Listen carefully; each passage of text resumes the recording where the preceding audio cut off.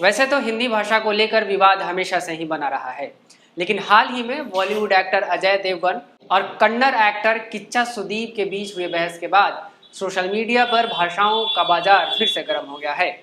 किच्चा सुदीप ने एक इंटरव्यू में कहा था कि हिंदी अब हमारी राष्ट्रभाषा नहीं है, जिसके बाद ट्विटर पर अजय देवगन ने लिखा, किच्चा सुदीप मेरे भाई, आपके अनुसार अगर हिंदी हमारी राष्ट्रीय भाषा नहीं है तो आप अपनी मातृभाषा की फिल्मों को हिंदी में डब करके क्यों रिलीज करते हैं।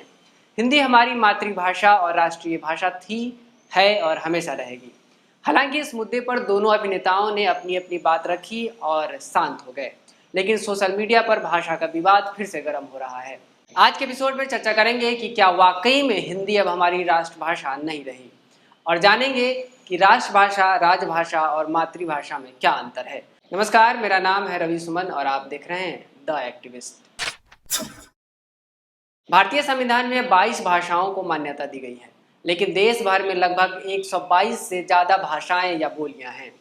अब जब देश में इतनी ज़्यादा विविधता है, अलग अलग भाषाओं को बोलने, समझने, लिखने वाले इतने लोग हैं, तब ऐसे में किसी एक भाषा को इतनी बड़ी जनसंख्या पर नहीं थोपा जा सकता। इसलिए संविधान में किसी भी भाषा को राष्ट्रभाषा का दर्जा नहीं दिया गया है। हिंदी को भारतीय संविधान में राष्ट्रभाषा का नहीं बल्कि राजभाषा का दर्जा प्राप्त है। राजभाषा का अर्थ है राज करने की भाषा, यानी शासन करने की भाषा। आसान शब्दों में कहें तो सरकारी कामकाज की भाषा। अब आगे बढ़ने से पहले ये भी समझ लिया जाए कि हिंदी अगर राजभाषा न होकर राष्ट्रभाषा होती तो क्या होता। राष्ट्रभाषा को किसी भी देश की संस्कृति से जोड़कर देखा जाता है। देश भर में इस भाषा का इस्तेमाल प्रमुखता से किया जाता है। ऐसे में राष्ट्रभाषा एक ऐसी भाषा होती है जिसे देश के हर नागरिक को जानना, समझना और उसे व्यवहार में लाना जरूरी होता है। देश में एक बहुत बड़ी जनसंख्या है जो हिंदी नहीं बोलती, और अगर अभी वो हिंदी सीखना चाहे तो ये उनकी इच्छा पर निर्भर होगा, लेकिन अगर हिंदी राष्ट्रभाषा बन जाती है तो ये उनकी मजबूरी हो जाएगी। लेकिन तब सवाल ये भी आएगा कि किसी तमिल भाषी व्यक्ति को हिंदी सीखने के लिए मजबूर क्यों किया जाए। हिंदी बोलने वाले ही तमिल क्यों न सीखें।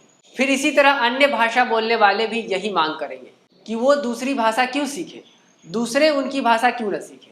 इसलिए देश भर में किसी एक भाषा को राष्ट्रभाषा बनाना संभव नहीं है। भारत के संविधान के भाग 17 के अनुच्छेद 343(1) में लिखा है कि देश की राजभाषा हिंदी और लिपित देवनागरी होगी। सरकारी कामकाज के लिए संविधान में हिंदी के अलावा 21 अन्य भाषाओं को भी आधिकारिक भाषा का दर्जा दिया गया है।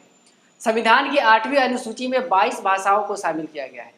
वे 22 भाषा असमिया, बंगला, बोडो, डोगरी, गुजराती, हिंदी, कन्नड़, कश्मीरी, कोंकणी, मैथिली, मलयालम, मणिपुरी, मराठी, नेपाली, उड़िया, पंजाबी, संस्कृत, संथाली, सिंधी, तमिल, तेलुगु और उर्दू है।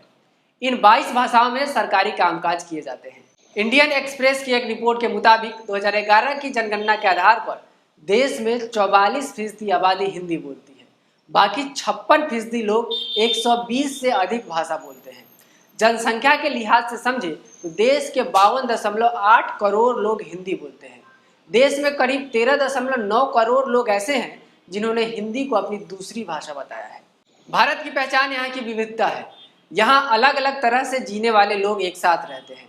ऐसे में इतनी बड़ी जनसंख्या पर किसी एक भाषा को थोपने का कोई औचित्य नहीं बनता। अब मातृभाषा के कॉन्सेप्ट को समझते हैं। मातृभाषा के कॉन्सेप्ट में ज़्यादा उलझने की जरूरत नहीं है। मातृभाषा उस भाषा को कहते हैं जिसे हम जन्म के साथ सीखते हैं, जो हमारे परिवार में शुरू से बोली जाती रही है। हमारे माँ बाप, दादा दादी शुरू से जो भाषा या जो भाषा बोल रहे हैं वही मातृभाषा है। अब एक उदाहरण से समझिए, अगर आप अपने परिवार में बचपन से मगही सुनते आ रहे हैं तो वही आपकी मातृभाषा है। लेकिन अगर मगही के साथ आप अपने परिवार में बचपन से हिंदी भी सुनते बोलते आ रहे हैं तो आप उसे भी अपनी मातृभाषा मान सकते हैं।